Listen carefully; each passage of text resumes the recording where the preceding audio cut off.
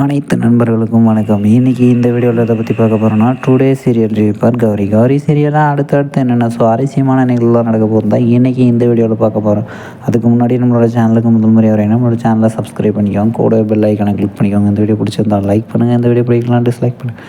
வாங்க ஃப்ரெண்ட்ஸ், வீடியோக்குள்ளே போகலாம். வீடியோக்குள்ளே போகிறதுக்கு முன்னாடி உங்களுக்கு துர்காவை பிடிக்குமா, இல்லை கௌரியை பிடிக்குமா, இல்லை ஆவுடைய அப்பனை பிடிக்குமா, இல்லை சத்யா டாக்டர் பிடிக்குமா, இல்லை கலப்பா கனகாவை பிடிக்குமா, மறக்காமல் கமெண்ட்டில் சொல்லுங்கள்.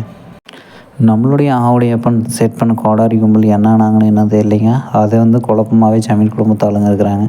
சரியாக பிண்டத்தை வைக்கிறதுக்காக போகும்போது கரெக்டாக போலீஸ் இன்ஸ்பெக்டர் ஃபோன் பண்ணி, உங்கள் நம்பருக்கு தான் அந்த 9 பேர் ஒரே மாஸ்க் போட்டு இருக்கிற கும்பல் ஃபோன் பண்ணியிருக்கிறாங்கன்னு சொல்லிட்டு இருக்கிறாங்க.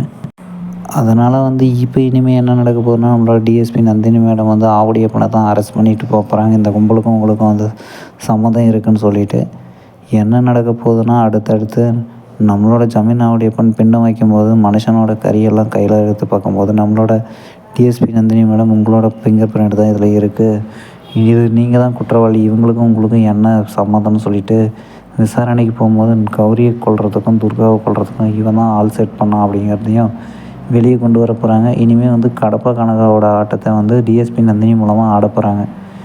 ஓகே ஃப்ரெண்ட்ஸ், இந்த வீடியோ பிடிச்சிருந்தா லைக் பண்ணுங்கள், இந்த வீடியோ பிடிக்கலனா டிஸ்லைக் பண்ணுங்கள். நம்மளோட சேனலை சப்ஸ்கிரைப் பண்ணிக்கோங்க, கூட பெல் ஐக்கானை கிளிக் பண்ணிக்கோங்க. தேங்க்யூ ஃபார் வாட்சிங் ஃப்ரெண்ட்ஸ்.